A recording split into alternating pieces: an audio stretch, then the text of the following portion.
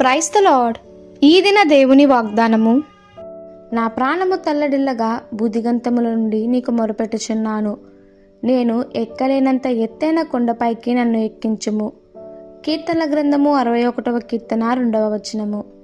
మనను గలిబిలి చేసి నిరుత్సాహపరిచి భయాభ్రాంతులకు గురి చేసే అనేక విధములైన సంఘటనలను ఈ రోజుల్లో సంభవించడం మనం చూస్తున్నాము. భవిష్యత్తులో అవి ఎలాంటి ప్రణాళికకు దారితీస్తాయోనని మనము తీవ్రమైన భయాందోళనకు గురి అవుతుంటాము. అయితే ఇలాంటి సంఘటనలు సంభవించినప్పుడు నిశ్చలమును స్థిరమైన మన ఆత్మకు లంగరు వలె మన ముందు ఉంచబడిన నిరీక్షణను మనము వదలక గట్టిగా పట్టుకోవాలి. ఈ నిరీక్షణ ఏది? మన ప్రభు అయిన యేసు తిరిగి వచ్చి ఆయన ఉండు స్థలములోనికి మనలను తీసుకొని వెళ్తాడన్నదే. మనం ఎందుకు ఈ నిరీక్షణను కలిగి ఉండాలి?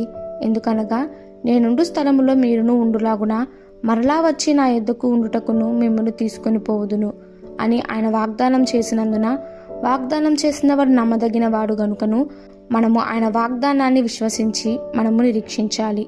మధ్య ఆకాశంలో నిలవబడి ఆ బూరధ్వని కోసం ఆసక్తిగా ఎదురుచూస్తా మనలను ఆయన ఎప్పటికీ నిరాశపరచడు.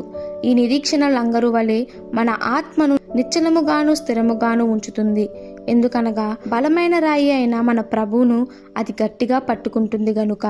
కావున మన చుట్టూ సంభవిస్తున్న సంఘటనల విషయమై మనము గలిబిలి చెందకుండానట్లు మన బలమైన రాయి అయిన ప్రభు అయిన యేసునందలి విశ్వాసము ద్వారా నిశ్చలంగాను స్థిరముగాను మనం ముందుకు సాగి వెళ్దాము.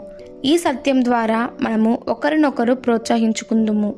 ఈ దిన దేవుని వాగ్దానము మనందరి జీవితంలో నెరవేరులాగున ప్రభు కృప మనకి తోడై ఉండునుగాక. ఆమేన్. God bless you all.